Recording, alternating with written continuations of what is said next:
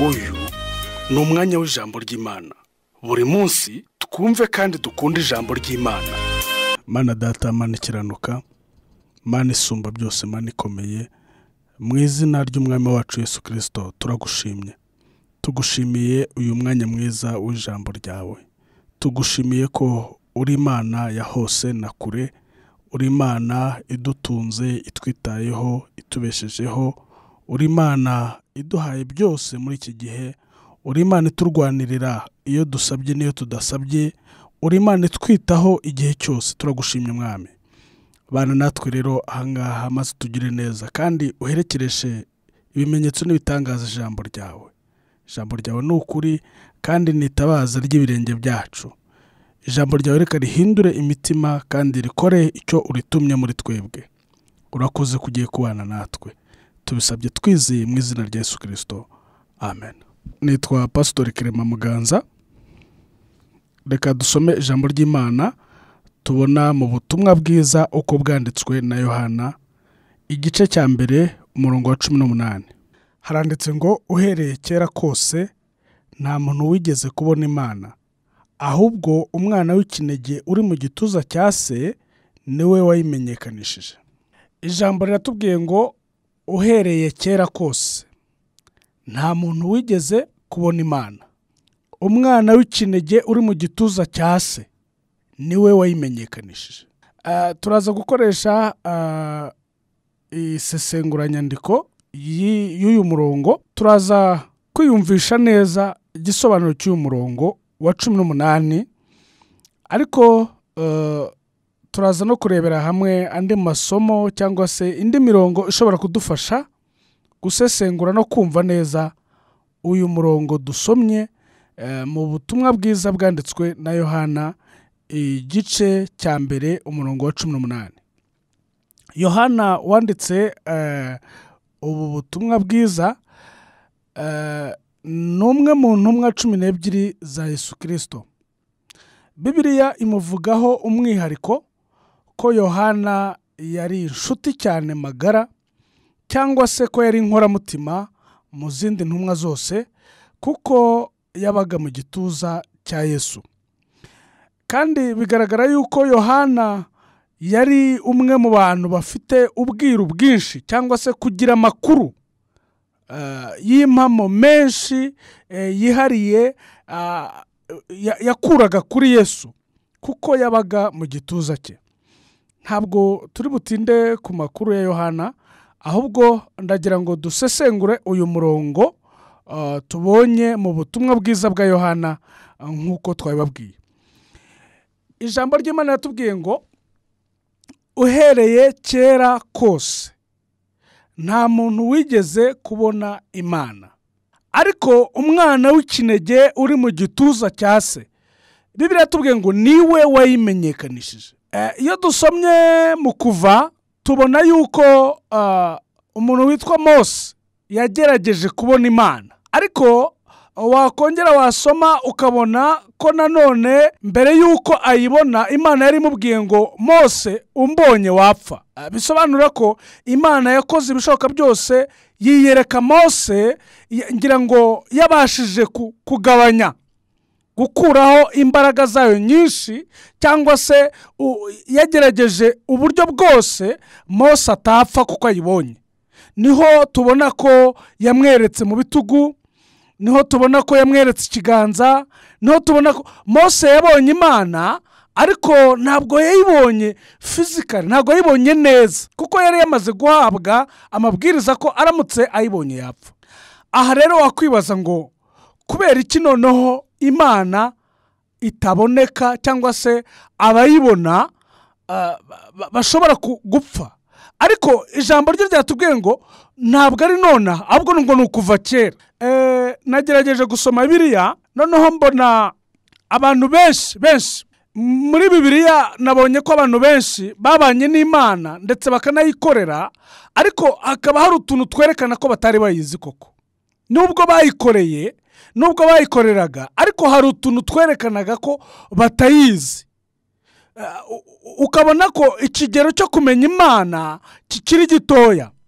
Kandi n'iki gihe n'ubu uyu munsi niba tuvuga imyizerere itandukanye ugasanga dufite amadini uruhuri, ubu tuvugana wenda havutse n'irindi, usanga tutabasha twese kuyivuga mu buryo buri bumwe bitewe n'ubumenyi tuyifiteho.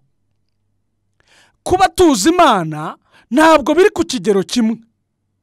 Yewe nawe unkurikiye ndahamya neza ko ikigero cyo kumenya Imana n'uwo muri kumwe n'abandi muza kubana nanjye ubwanjye ntabwo ikigero cyo kumenya Imana ari kimwe. Bivuze ngo kumenya Imana ni urugendo, kandi kumenya Imana harimo ubushake bwayo kuruta ubushake bwacu. Cyakora ndaza kuza kureba naho abantu bagerageje kuyimenya ariko bakajya bakayihusha ntibayishyikire.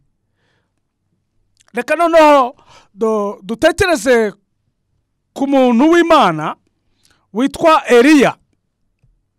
Eliya yari umukozi w'Imana kandi wakoreye Imana mu gihe cye.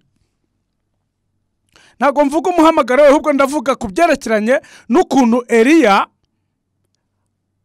iyo dusomye abami ba mbere igice cya 19 uhereye ku murongo wa 14 kugera ku wa 18, tuhasanga umuhanuzi witwa Eliya, n'umwe mu bahanuzi tuzi neza bakoze imirimo ikomeye, kandi Imana yabakoresheje igitangaza, yamukoresheje igitangaza gikomeye. Ahangaha Eliya yaramaze kwica abahanuzi ba Bayali n'Abashera. Noneho umwami witwa Ahabu n'umuntu witwa Yezebeli umugore we baramurakarira cyane kugeza igihe bamumenesheje aramenengana. Eliya rero ntabwo yari wenyine, ahubwo n'abandi bahanuzi nabo bahuye n'ibibazo, ku buryo abahanuzi umwami Ahabu na Yezebeli barabishe barabamara, kubera yuko babazizaga Imana, babazizaga n'ubuhanuzi bwabo, babazizaga ukuri kuri muri bo. Noneho Eliya nawe agira ubwoba, arahunga ajya mu buhungiro. Ageze hirya iyo mu buhungiro aza kugarura, asubiza agatima impembero, nuko yinginga Imana yibwira ati wabibonye, wabyitegereje ko ngukorera, ariko wabonye yuko Yezebeli na Ahabu batanyoroheye, kandi warabyitegereje ukuntu abahanuzi bapfuye bagashira, ubu ni njyewe jyenyine usigaye. Nashatse kwita kuri aka kantu. Eliya yabwiye Imana aravuga ngo ubu ni njyewe jyenyine usigaye. Urumva we yashaka kugaragaza yuko nta wundi muntu usigaye. None Mana gerageza urebe ukuntu wantabara, kuko abahanuzi abakozi bawe turashize, ni njye jyenyine usigaye. None nanjye Yezebeli nanyica urasigara niki? Imana yamubwira ngo rero wowe uratekereza gutyo, ntabwo ari wowe wenyine usigaye. Cyakora irukanka none ahangaha ugende wimike umuntu umwe uzayobora igihugu cya Siriya witwa Hazayeli. Nurangiza wimike umuntu uzayobora Isirayeli witwa Yehu ni mwene Nimushi, umwimike, kandi nurangiza usuka amavuta ku muhanuzi witwa Elisa. Urumva ntabwo Eliya yari azi ko Elisa ahari, aramubwira ngo genda usuka amavuta kuri Elisa. Kandi nyuma y'ibyo byose ndajya nkubwira ngo hari ibindi bihumbi 7. Abo bantu nkubwiye ko ari 3 ntabwo wari uzi ko bahari, ariko hari ibindi bihumbi 7 bitarapfukamira Bayali ngo binayisenge. Rero ibyo gutekereza ko ari wowe wenyine, hoya. Aka kantu kerekana ko Eliya nubwo yakoreraga Imana ntabwo yabashaga kumenya neza imigambi y'Imana, ntabwo yari ayizi, ntabwo yayisobanukiwe, ntabwo yabashaga kumenya byinshi ku Mana. Yari umuhanuzi koko. Wibuke yuko yari amaze, uyu Eliya Imana yamukoresheje igitangaza, yari amaze kwica abahanuzi 450 Abashera na 400 ba Bayali, ariko Imana imwereka ko atari we wenyine usigaye. So wenyine gusa we navuga, hari undi muntu wari ufite ingengabitekerezo witwa Yona. Yona yari umuhanuzi nawe wari ufite ingengabitekerezo mbi y'inzangano. Imana yamutumye ahantu ngo nagende ajye kuburira abantu b'Imana. Imana yiremeye umurwa munini. Imana yambwira ngo genda ujyeyo, ngutumyeyo, ugende ujye kubaburira, kuko ngiye kuhatsemba kubera ibyaha byaho, ngiye kuhatsemba mbamareho. Yona kubera yari afite inzangano, yari afite ingengabitekerezo mbi yo mu mutima we yo kwanga abantu, yo kwanga uriya murwa, yo kumva atawushaka. Ngira ngo Bibiliya igaragaza yuko Yona yanze kujyayo, kandi kwanga kujyayo si uko atari asanzwe akorera Imana. Kwanga kujyayo si uko hari hamubanye kure, kuko Imana yari umuterankunga mukuru uri bujyane na Yona. Kwanga kujyayo si yindi mpamvu, ahubwo ni ingengabitekerezo yari afite. Yona yanga kujyayo, arakwepa ngo yurira ubwato, arahunga, aragenda yigira ahandi, noneho ajyana kure ku buryo ngo yagiye yafunze n'amatwi, ku buryo Imana nivuga atari buyemerere. Yona ageze mu bwato ari kumwe n'abandi bantu b'abacuruzi bari bagiye kurangura. Imana rero ntahitaba. Imana iba hose, iba ahantu hose, nta n'umuntu wabasha kuyihunga. Ushaka kuvuga ngo wagurutse uri indege, reka ngo mu bwato, ngo mu mazi, mu nyanja hagati, nahibayo. Yarakugendeye Yona. Aya magambo wayabona mu gitabo cy'umuhanuzi Yona igice cya 4. Yona arakugendeye, yihina mu bwato, amanuka hasi muri esikariye zabwo yihishamo. Imana imusangamo, Imana imusanga mu nyanja hagati. Ubundi iteza umuraba urasuma, ubwato buratitira, ubwato buraberabera, bubura uko bugenza. Abantu bari mu bwato, abacuruzi bari mu bwato, ariko hari ikibazo cyavutse. Buri muntu wese natakambe, buri muntu wese nasenga Imana uko ayumva, uko ayizi, uko yayimenye, naho ubundi turashize. Bose ngo buri wese ngo asenga uko abyumva. Abasenga iz'abakurambere, abaterekera, mbese ibishushanyo barasenga, ariko wapi, ibyo byose ntibyumva, ntibinavuga. Ngo babuze uko babigenza, ngo umuyobozi w'ubwato amanuka hasi, ngo asanga Yona aryamye aho ngaho, araturumbuje, aramureba bati, Yona wowe kudasenga uri mu biki? Yona mbwira, ubundi wowe uri uwahe? Ubundi hano wowe wahageze ute? Turi gusenga, urabona ubwato uko bumeze, urabona ibibazo byavutse, wowe uri mu biki? Turimo turasesengura, ariko ijambo hano twasomye ngo uherekera kose, kuva kera nta muntu wigeze kubona Imana, ariko umwana w'ikinege uri mu gituza cya se niwe wayimenyekanishije. Yona ntabwo yigeze abasha kumenya ko Imana ishobora kumusangamo hariya. Inaha musanze, aba bayobozi b'ubwato baramubaza bati, wowe uwahe? Abwa ati, genda umuheburayo usenga Imana y'ukuri, ntabwo njya nsenga izo mana mwe musenga, izo mwarimo musenga ntabwo arizo nsenga, njya nsenga Imana y'ukuri. Batoke burya none rero tukugenze gute? Wahitakambiye ko bigaragaza ko ari wowe widuteje, ni wowe uduteje uyu muraba, kandi kuva wihishe biragaragaza yuko ari wowe ufite ikibazo. None rero twebwe turabigenza gute? Turakunaga mu mazi, turagukuramo. Ngo nabo barabanza barasenga, bavuga ati, Imana y'abaheburayo turayizi. Ngo babwira Imana y'abaheburayo, bavuga ati, rero n'ubundi wabibonye yuko uwateje ikibazo ni Yona, amaraso ye ntatubarweho, tugiye kumujugunya muri aya mazi, twebwe ntuze kubona yuko tumwanze, kuko niwe waduteje ikibazo. Nawe arababwira ati, mwivunika, ni njye wakibateje rwose. Ariko ugenekereje ubona ko Yona hano yari ayiziho gato, ariko ndaje nkwereka ukuntu Yona atarazi Imana. Yona ako kanya bamujugunya mu mazi, igifi kiramumira, kimumarana iminsi 3 ari mu nda y'igifi, ariko havuganira nayo. Iramubwira iti, uremera ujye kuburira ubwoko bwanjye? Uragenda ujye kutumika aho nagutumye? Yona aravuga ati, ndajyayo. Igifi kimuruka ku mupaka cyangwa ku nkombe, atanga ubutumwa nk'uko Imana yabumuhaye. Aravuga ati, murarimbutse, murashize. Ariko murebe, arimo abwira abantu adakunda, abantu adashaka, abantu atemera, abantu yanga. Arabwira n'ababwira ati, murapfuye, mugiye gupfa, murashize, Uwiteka agiye kubatsemba kubera ibyaha byanyu. Abajugunyira ubutumwa, aragenda. Ariko Imana yo mu ijuru, aha ndagira ngo humve neza, ngo bamenye ayo makuru avuye mu ijuru, bahita bafata gahunda yo gusenga no kwiyiriza ubusa. Bamaze gusenga, Imana ikuraho ikintu cyitwa kurimbura. Imana itigikuraho ko yabonye ko bicishije bugufi bagasenga.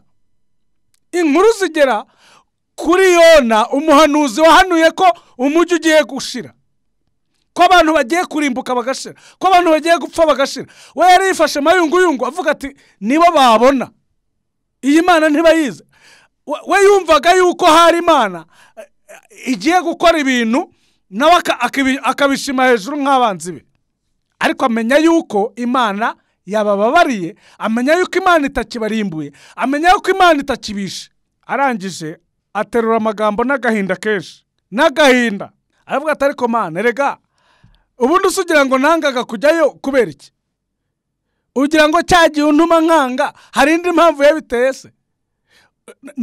Narinzi neza yuko ubundi ninjyayo wowe narinzi ko uzabagirira imbabazi, kuko Imana igira ubuntu n'imbabazi. Yona yahise abyibuka aravuga ati ndabizi ko ugira ubuntu n'imbabazi kandi utinda kurakara, ufite kugira neza kwinshi kandi wibuza kugira nabi. Ibyo nari mbizi yuko ningerayo.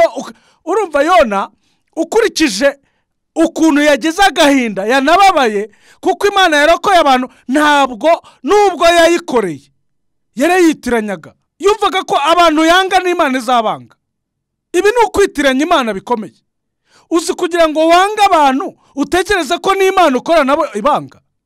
Hoye Yona uyu nguyu arangije ayijya n'imbere arayibwira ngo rega ndabizi ko uri Imana igira ubuntu n'imbabazi, ngo kandi ndabizi ko utinda no kurakara, ngo rega ngo ufite no kugira neza kwinshi, ngo ndabizi yuko wibuza kugira nabi, ngo burya nangaga kujyayo kugira ngo utazabakorera ibi. Urumva yuko mu by'ukuri Yona yarayikoreye igihe kinini, ariko akayitiranya akagira ngo ni nkawe. We yagiraga ikibazo cyo kwanga abantu nta mpamvu, ariko Imana iramubwira, Imana iramwiyereka kugira ngo ayimenye.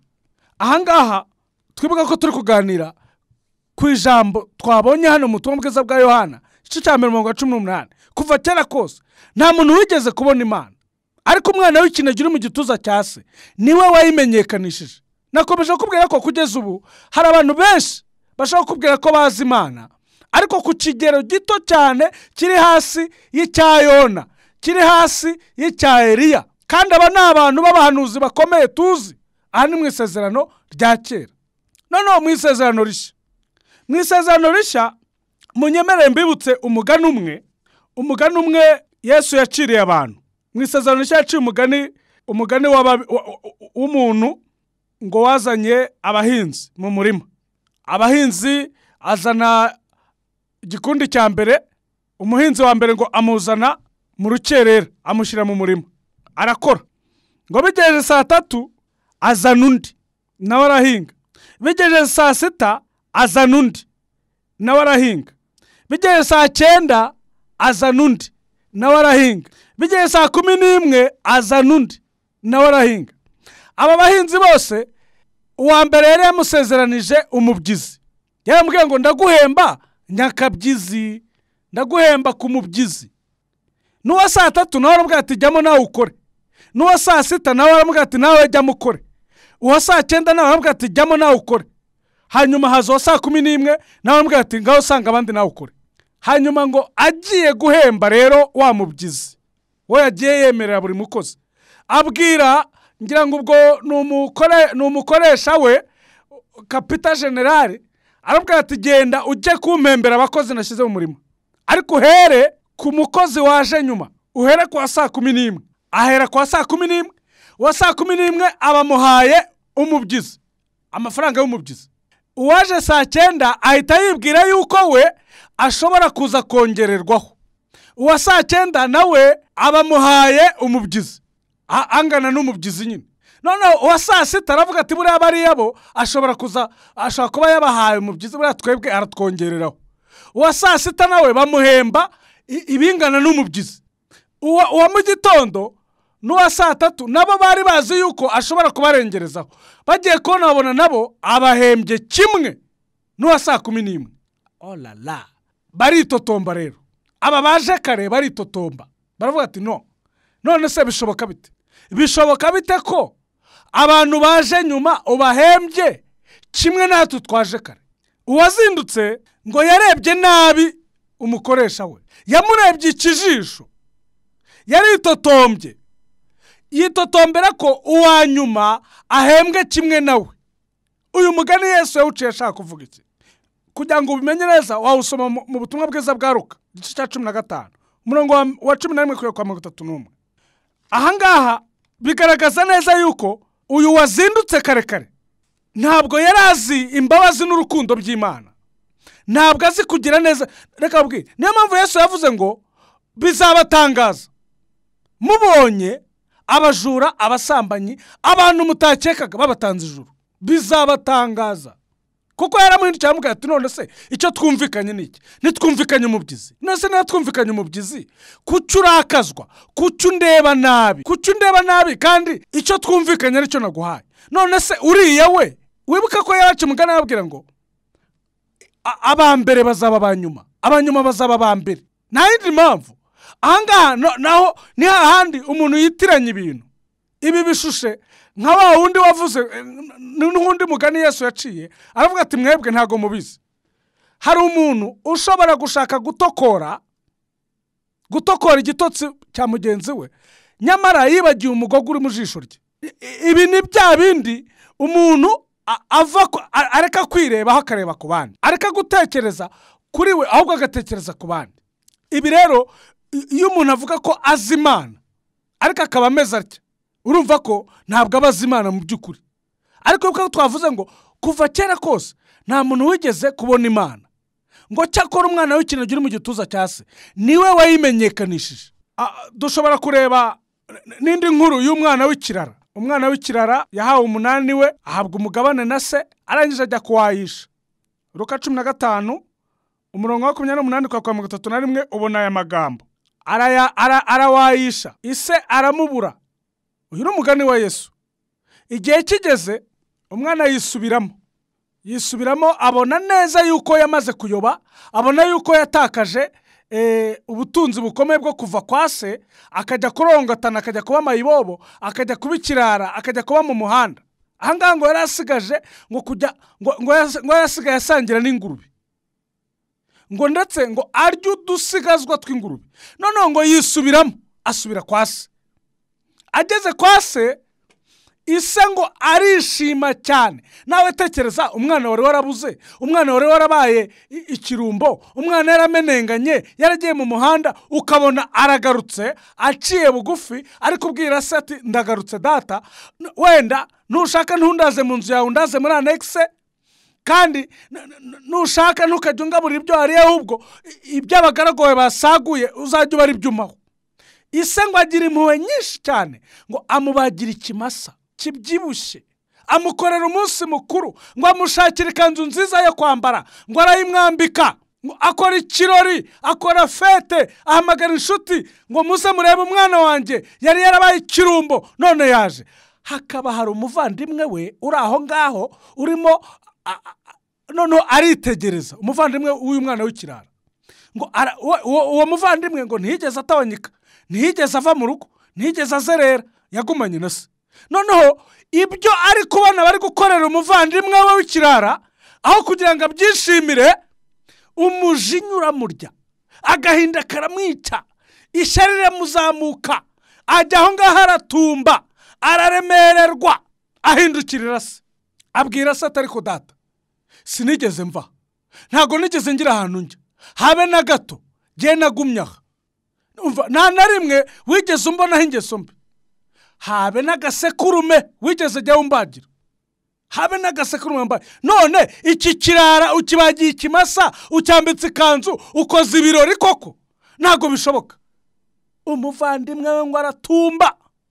Uyu mugani Yesu yawuciraga abantu bamaranye iminsi, abigishwa be bagendana amanywa na nijoro, kimwe na wa mugani wa mbere, kuko bari abantu bakwiriye kuba ari abantu basobanukiwe urukundo rw'Imana, basobanukiwe imbabazi z'Imana, basobanukiwe ineza y'Imana, ariko bumva ibyiza byaba kuri bo gusa.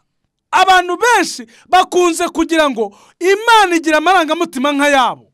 Hari n'abumva ari abatoni kuri yo gusa, bo bakumva ari bo bonyine, ntibamenye ko urukundo rwayo ruba ku bantu bose. Imana ntirobanura abantu ku butoni. Uhereye kuva kera kose nta muntu wigeze kubona Imana. Icyakora umwana w'ikinege uri mu gituza cya se, uyu niwe wayimenyekanishije. Ibi ni ibintu byumvikana. Yesu yakunze kubana n'abantu, akajya abona barikunda, akajya abona barirebaho, akajya bacira imigani, umunsi umwe bigeze gushwana, batangiye kurwanira ubuyobozi, batangiye kurwanira gutegeka. Yababwiraga ko agiye kugenda, nabo bakumva bashaka kumusimbura, bati tubwire ni wowe muyobozi wacu, nugenda ni uzasigara tuyoboye. Aba bantu birirwanaga nabo babwira iby'ubwami bw'Imana, ariko ntago bigeze babasha gutahura, kugeza igihe ababwiye ati reka mbereke. Yerekana abana, umwana mutoya utaragira ubwenge, avuga ati muri mwese umuntu ushaka kuzayobora abandi, umuntu ushaka kuzaba umutegetsi, umuntu ushaka kuzaba umuhanga mu by'ubuyobozi, umuntu ushaka kuzahagarara mu cyimbo cyo kuyobora akayobora abantu, nabanza amere nk'uyu mwana muto. Niyifuze kuba umugaragu w'abandi, naba umwana muto imbere yanyu. Yashaka kubereka yuko amarangamutima yabo ntabwo ari nk'ay'Imana. Igihe kimwe umuhanuzi Yesaya, igice cya 66 umurongo wa 1 n'uwa 2, ijambo ryaravuze ngo, kamagambo nyasome mwumve amarangamutima y'Imana. Uwiteka aravuga ati, ijuru ni intebe yanjye, isi nayo ni intebe y'ibirenge byanjye. Muzanyubakira nzuki, kandi aho nzaruhukira hazaba ari hantu ki? Kuko ibyo byose ukuboko kwanjye ariko kwabiremye bikabaho byose, niko Uwiteka avuga. Ariko uwo nitaho, umva aka kantu, ariko uwo nitaho ni umukene ufite umutima umenetse, agahindishwa umushyitsi n'ijambo ryanjye. Ninde Imana yitaho? Wowe wibyitiranya, wikwitiranya ibintu. Wowe ushobora kuba ubibona nkawe, ariko Imana ifite abantu yitaho. Imana yita ku bantu bafite imitima imenetse, bagahindishwa umushyitsi n'ijambo ry'Imana. Urababwirwa n'iki wowe? Ku buryo ucira urubanza abantu, ukibagirwa ko nawe wacirwa urubanza. Hari igihe kimwe abafarisayo bajyaga bishushanya kuri Yesu, bakaza bakigira abantu b'abakiranutsi. Wende izo nkuru ntago nzitindaho, ariko twirinde cyane. Tumenye ko umwana w'ikinege uri mu gituza cya se yaje kwitumenyesha. Uyu munsi araza kuyikumenyesha. Reka soreze ku nkuru imwe tubona mu Byakozwe n'Intumwa, igice cya 17. Pawulo ageze ahantu bita i Atenayi. Byakozwe n'Intumwa, igice cya 17. Turahasanga abantu bapfundikanye uburyo bwo kuyimenya, barapfundikanye. Ariko aba bantu batubera isomo. Byakozwe n'Intumwa, igice cya 17. Isomo ririmo, reka ndisome cyane nihuse. Umutwe w'amagambo uravuga ngo Pawulo yigisha Atenayi. Ariko Pawulo akibarindiriye muri Atenayi ahagarika umutima cyane, kuko abonye uwo mudugudu wuzuye ibishushanyo bisengwa. Nuko agira impaka mu isinagogi y'Abayuda n'abubaha Imana, kandi no mu iguriro iminsi yose ajya impaka n'abamusangaga.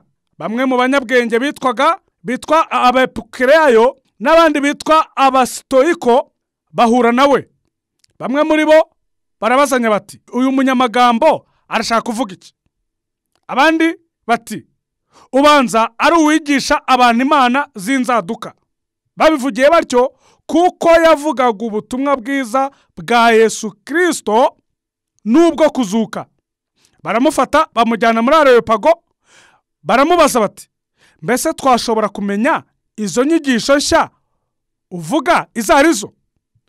Kuzanya amagambo y'inzaduka mu matwi yacu. Nuko rero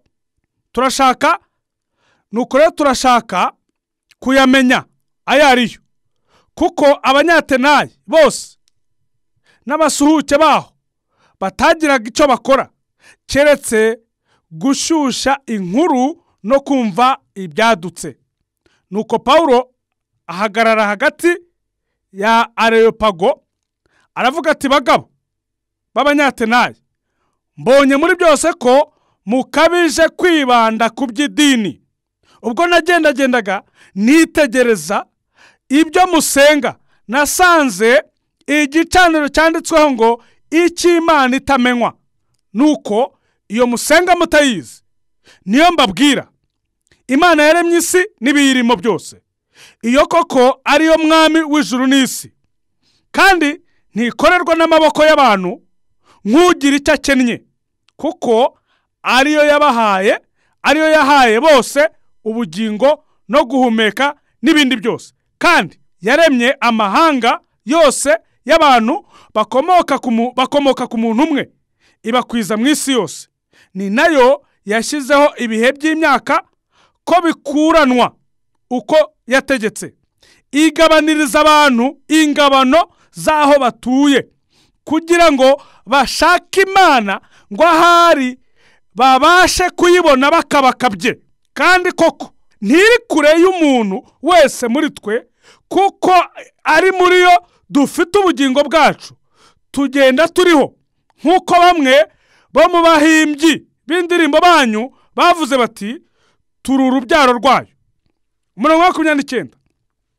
Nuko rero ubwo turi urubyaro rw'Imana, ntidukwiriye kwibwira yuko Imana isa n'izahabu cyangwa n'ifeza cyangwa n'ibuye cyangwa n'ikindi kibajwe cy'ubukorikori bw'abantu n'ubwenge bwabo. Nuko iyo minsi yo kujijwa Imana yari irengagije, ariko noneho itegeka abantu bose bari hose kwihana, kuko yashyizeho umuntu wo guciraho urubanza rw'ukuri rw'abari mu isi bose. Izarucisha umuntu yatoranije, kandi ibyo yabihamirije abantu bose ubwo yamuzuye. Inkuru usomye ni inkuru ndende, ariko ukwiriye kugira icyo wumvamo. Wibuke ko kera kose nta muntu wigeze kubona Imana, ariko umwana w'ikinege uri mu gituza cya se niwe uyimenyekanisha, niwe ugiye kuyimenyekanisha muri wowe, niwe ukwiriye kuyimenyekanisha muri wowe n'imyaka yose umaze mu idini. Aba bantu dusomye hano, tubonye abantu hano batangaje. Pawulo yageze Atenayi ngo yahagaritse umutima kubera ibintu abonye, ngo yasanze baragiye bakora ibicaniro by'Imana nyinshi, izo babajije, izo bagize nk'udukoko, izo bamanitse hariya, mbese babimanitse ibimana babitondetse. Noneho ngo hakaba ari itsinda n'Imana ryazo, itsinda n'Imana yaryo, gutyo. Ariko ngo Atenayi bari abantu b'abanyabwenge, ngo b'abafilozofe, ngo b'abahanga, ngo mu by'iki gihe. Noneho ngo baza kwinyuramo, baravuga bati nidukora gutya. Mwibuka yuko babikoraga ngo kugira ngo barebe yuko baterekera, barebe yuko babona amahoro avuye ku mana zabo.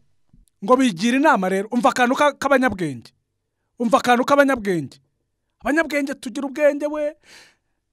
Ngo baravuga ngo none twaba twibagiwe indi mana, ko ari byiza kwiza imana zose tuzisenga, kugira ngo hatagira izaduhemukira, hatagira izagira ishyari, hatagira izavuga ngo twayibagiwe ikaba yaduhora.